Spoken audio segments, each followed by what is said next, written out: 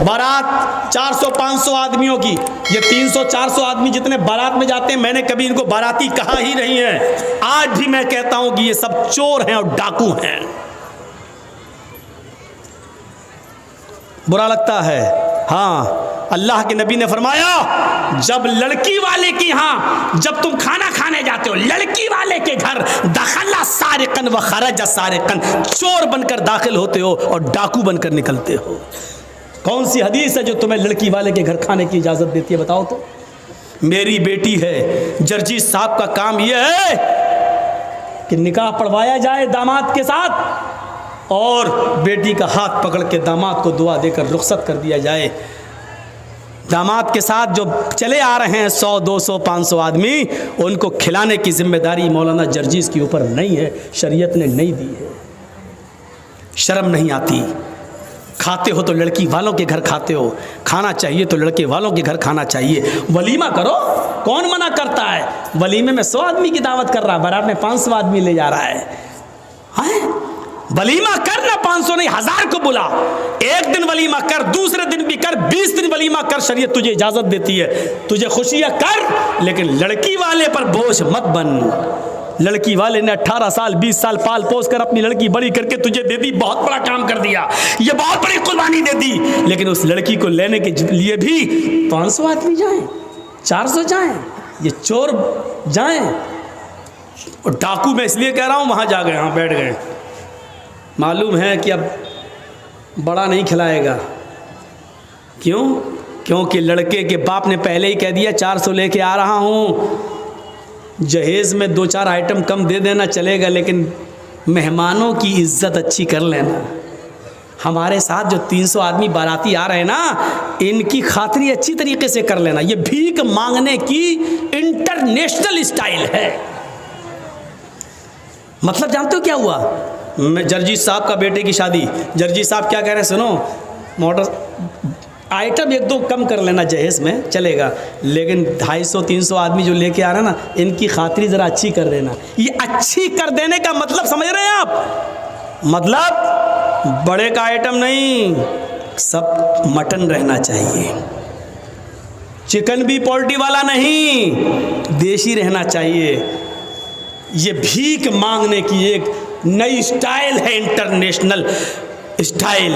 और जो ये कहता है तू कितना बड़ा अमीर बना हो, चाहे कितना साहूकार, मौलवी जर्जीस कहता है तू इंटरनेशनल भिखारी है, जा, बुरा लगता है तो लगता रहे। तेरा अमीरपन और तेरा साहूकारीपन मेरे जूते के बूट के नीचे नहीं समझता तुझे कुछ। क्या करेगा तू, मेरा कर ले। लड़की वाले पर बोझ बनेगा, लड़की वाले के यहाँ खाना खाएगा, लड़की वाले के यहाँ बारात में 250-300 आदमियों को लेके जाएगा। लड़की वाले के ऊपर कोई जिम्मेदारी आयत नहीं होती है कि वो सबको खिलाए। इस चीज़ को ख़त्म करिए समाज से। और इंटरनेशनल भिखारियों को देखिए, कौन बाइक दे देना, मेरा लड़का 5 लाख की दुकान पे बैठता है, तू 50,000 की बाइक भी नहीं दे सकता? अबे कटोरा लेके भीख मांगना। दरवाजे पर जर्जीस के जब कोई लंगड़ा आदमी आता है तो 10 रुपए देने में फख्र होता है कि चलो पैरों से माजूर है, कमाने के लायक नहीं है। एक अंधा आता है, 100 रुपए देने में अच्छा लगता, आंखों से अंधा, कमाने के लायक नहीं है। इन बेचारों को भिखारी समझकर दे देता हूं, ये बेचारे कमाने के लायक नहीं है। दोनों हाथों से मजबूत, हट्टा खट्टा, मोटा ताजा तंदुरुस्त अमीर बाप की बिगड़ी हुई औलाद, और अपने लड़के के नाम पर मोटरसाइकिल मांग रहा है। ईमानदारी के साथ बताओ, अंधा लंगड़ा लूला जो अल्लाह के नाम पे 10-20 रुपए मांगे वो बड़ा भिखारी है, या जो अपने बेटे के नाम पे बाइक मांगे वो बड़ा भिखारी है? मौलवी जर्जीस की नजर में इंटरनेशनल भिखारी वो है जो अपने बेटे के नाम पर बाइक मांग रहा है। तू इंटरनेशनल भिखारी है बेईमान, कमीने। तू उस भिखारी से बड़ा है जो लंगड़ा और लूला और अंधा और अपाहिज है, तू उस भिखारी से बड़ा है, तू इंटरनेशनल भिखारी है। शर्म आनी चाहिए, शर्म। तो ये चीज़ें हमें अपने समाज से दूर करने की ज़रूरत है। हज़रत उमर फारूक के ज़माने में तो एक एक चीज़ पर नज़र रखी जाती थी, एक एक चीज़ पर। हज़रत उमर रात की तारीकी में गश्त कर रहे हैं। अब देखिए, अच्छा यहाँ देखता हूँ मैं, बस मैंने देख लिया है। अब सुनिए, मेरी नज़र में आ गया, मेरी आंखों ने फ़ोटो खींच लिया उसका। हज़रत उमर रात की तारीकी में गश्त कर रहे हैं, एक दरवाजे से के पास से गुज़रते हैं, अंदर एक औरत के कराहने की आवाज़ आती है। आगे बढ़ते हैं तो सुनते हैं कि एक औरत शेर पढ़ रही है, और शेर पढ़ते हुए कह रही है, अगर मुझे उमर के सिपाहियों का डर न होता तो आज मैं नज़र इब्ने हारिस को अपने घर बुलाती, और आज मेरी चारपाइयों की चोलियां बोल रही होती। मुझे उमर का डर न होता तो आज नज़र इब्ने हारिस से मैं अपने जिस्म की तस्कीन कर लेती, नज़र इब्ने हारिस को बुला लेती और मैं उसके साथ अपना मुँह काला कर लेती, अपनी चारपाई की कुचुर मरवा लेती, उसकी आवाज़ें निकल जाती। ये अरबी में शेर पढ़ रही थी जिसका तर्जमा मैंने आपके सामने रख दिया। हज़रत उमर ने उस मकान का नंबर नोट कर लिया, जहन में बिठा लिया, और पता लगाने लगे कि नज़र इब्ने हारिस कौन है। ये औरत नज़र इब्ने हारिस को क्यों याद कर रही थी। जब नज़र इब्ने हारिस को बुलाकर हज़रत उमर के पास लाया गया तो क्या देखते हैं कि वो तो बहुत नेक आदमी है, बहुत शरीफ आदमी है, बड़े इबादत गुजार हैं। पूछा अमीरुल मोमिनीन ने, उमर फारूक ने, आए नज़र, उस जगह पर मेरा गुज़र हुआ, वहाँ एक औरत रहती है इस नाम की, मुझे बताओ कि इस नाम की औरत से तुम्हारा क्या ताल्लुक़ है। नज़र इब्ने हारिस ने कहा, अल्लाह की कसम, न तो मैंने उस औरत का नाम सुना है और ना ही मैं उस औरत को जानता हूँ कि वो कौन है। वो मुझे कैसे जानती, मुझे नहीं मालूम। जब उन्होंने कसम खाकर यकीन दिलाया तो हज़रत उमर ने उनको छोड़ दिया। लेकिन हज़रत उमर को बड़ा ताज्जुब हुआ कि नज़र इब्ने हारिस ने के अंदर इस औरत ने क्या देख लिया है जो उनको याद कर रही थी। एक तरफा आग लगी हुई थी मोहब्बत की और कह रही थी कि अगर मुझे उमर का डर ना होता तो नज़र इब्ने हारिस को मैं अपनी चारपाई पर बुलाती और आज मैं उसके साथ जिना करती, मैं उसके साथ मुँह काला करती।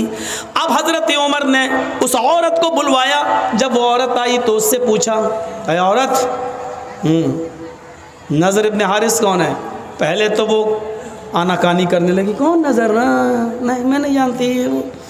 हज़रत उमर ने अपने खादिम से कहा, कोड़ा निकालो, ये ऐसे जवाब नहीं देगी। जब हज़रत उमर फारूक ने कोड़े को लहराया तो कहने लगी, बता रही हूँ। कोड़ा देखते ही कहने लगी, बता रही हूँ। फिर उसने बताया कि नज़र इब्ने हारिस मुझे नहीं जानता, लेकिन मैं नज़र इब्ने हारिस को अच्छी तरह जानती हूँ और मेरा दिल उसके ऊपर आमादा है। मेरा शौहर कई सालों से गया हुआ है, अभी तक लौट कर नहीं आया है।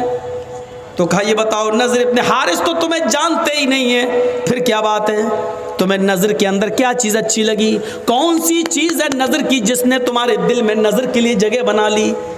औरत कहती है, अमीरुल मोमिनीन, हमें नज़र इब्ने हारिस के आगे के बाल बहुत अच्छे लगते हैं, उनके जुल्फ़ें बहुत अच्छी लगती हैं। जब वो अमामा या पगड़ी उतार लें तो उनके बाल आगे के बड़े खूबसूरत हैं, और इन बालों की वजह से मेरा दिल नज़र इब्ने हारिस के ऊपर आ गया।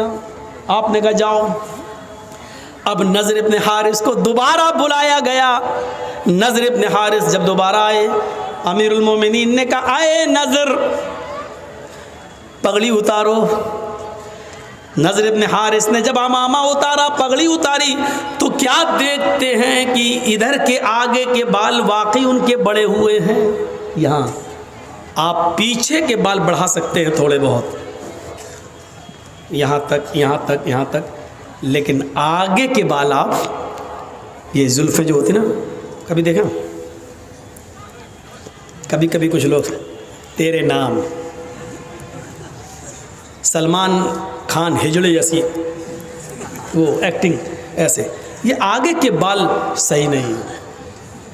कुरान ने आगे के बालों के बारे में क्या कहा, लनस्फ़अन बिन्नासिया, क़यामत के दिन हम अबू जहल को पेशानी पकड़कर घसीटेंगे और घसीट कर जहन्नम में डाल देंगे। पेशानी, माथा, माथा थोड़ी पकड़ा जाता है, कोई पकड़ के दिखाए, पकड़ जाएगा नहीं। तो पेशानी पकड़ने का मतलब ये आगे के बाल, ये बाल पकड़कर अबू जहल को घसीट कर उसको जहन्नम में डाला जाएगा क़यामत के दिन। तो मेरे भाइयों, आगे के बाल, पेशानी के बाल रखना ये अबू जहल की निशानी है, अबू जहल की आदत है। अबू जहल ने आगे के बाल रखे थे, इसलिए अल्लाह ने अबू जहल के बालों का जिक्र कर दिया। हम उसको आगे के बाल पकड़कर, पेशानी के बाल पकड़कर उसको घसीटते हुए जहन्नम में डाल देंगे। यहाँ मेरी आंखें फ़ोटो खींच चुकी हैं। अब सोच लो किसके बाल मोहम्मद रसूलुल्लाह की तरह हो, किसके बाल अबू जहल की तरह, सोच लो। तो नज़र इब्न हारिस के जब बाल देखे तो कहा अमीरुल मोमिनीन ने, आए नज़र इब्न हारिस, तुम्हारे आगे के और सामने के बालों ने मदीने की औरतों को फितने में डाल दिया, मदीने की औरतों को खतरे में डाल दिया है। तुम्हारे आगे के ये हिप्पी कट बाल देखकर मदीने की औरतें अपने आउट ऑफ कंट्रोल होने लगी हैं, अपने काबू खोने लगी हैं। इधर आओ। नज़र इब्न हारिस को बिठाया, फिर एक बार्बर को, एक नाई को बुलाया, हज्जाम को बुलाया और पूरा उस तरह लेकर उनके सर के सारे बाल घोंट डाले, गंजा कर दिया, टकला। कुछ टकले हमारे देश को भी चला रहे हैं, बिल्कुल बाल उसके अलग कर दिए एकदम। नज़र इब्न हारिस ने कहा अगर मेरे बाल देखकर दूसरा फिदा हो रहा है तो इसमें मेरी क्या गलती है, मैंने थोड़ी कहा था। अमीरुल मोमिनीन कहते हैं गलती तुम्हारी है, तुमने आगे के इतने अच्छे बाल रखे ही क्यों हैं? न ये बाल रहेंगे और न तुम्हां से लड़कियां फितने में पड़ेंगी। बाल ही काट दिए और उनके सर पे अब अमामा बांध दिया। खुदा की कुदरत देखो, पहले वो कम खूबसूरत लग रहे थे, बाल काटने के बाद, टकला करने के बाद जब अमामा बांधा तो और खूबसूरत लगने लगे। अब मदीने की एक लड़की उन पर फिदा होती थी, बाल कटने के बाद, अमामा बांधने के बाद 10-10 लड़कियां उनके ऊपर फिदा होने लगी। हज़रत उमर ने कहा यार ये तो मामला ही अजीब हो गया, उल्टा हो गया। मैं तो बाल काट के भी सही नहीं कर पाया, पहले तो एक लड़की मर रही थी, अब तो 10-10 मरने लगी। तो कहा मेरा क्या कसूर है? कहा तुम्हारा कसूर नहीं है, लेकिन तुम्हें अब मदीने में रहने की इजाज़त नहीं मिलेगी। तुम जब तक मदीने में रहोगे तो मदीने की लड़कियां फितने में मुब्तला हो जाएंगी, इसलिए सारी लड़कियों को तो मदीने से निकाला नहीं जा सकता, तुम्हें हम मदीने से निकाल रहे हैं। कहा अमीरुल मोमिनीन मदीने से निकाल के आप जहाँ भेजेंगे वहाँ की लड़कियाँ फितने में पड़ेंगी।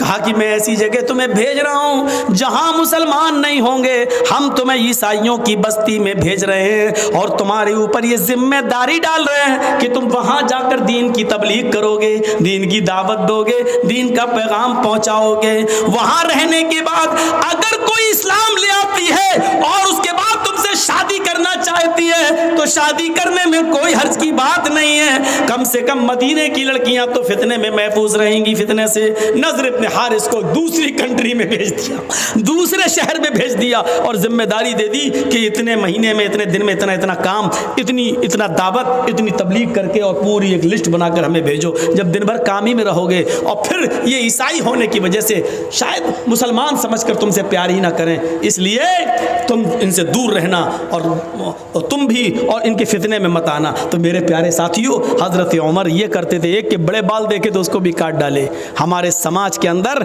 अभी कोई लड़का किसी लड़की को लेकर भाग जाए, पंचायत बैठ जाएगी, दूसरे दिन मुखिया आ जाएंगे, सरपंच साहब आ जाएं, साहब तेरा लड़का उस लड़की को लेकर भागा, हाँ क्या हो, 2 लाख रुपए जुर्माना दो, उसकी लड़की की ज़िंदगी बेकार हो गई, बेचारी बदनाम हो गई, या इस लड़के के साथ अब निकाह करो, चलो, या तो निकाह करवा दिया जाएगा या जुर्माना मुतय्यन कर दिया जाएगा। जिस तरह लड़का लड़की को लेके भाग रहा है उसकी पंचायत तुम बिठा देते हो। समाज के अंदर किसी के आगे के बड़े बाल हैं, कितनी पंचायतें बिठाई हैं। शराब कोई पीता है समाज के अंदर, कभी पंचायत बिठाई है? नमाज नहीं पढ़ते हैं लोग, मस्जिदों के सामने चाय की होटलों पे बैठे रहते हैं, इन पंचों ने कभी बैठकर उन बेनमाजियों के लिए कोई मीटिंग की है? नहीं मेरे भाइयों, समाज का एक बड़ा हिस्सा है, आपको ये करना पड़ेगा, आपको ये करना पड़ेगा।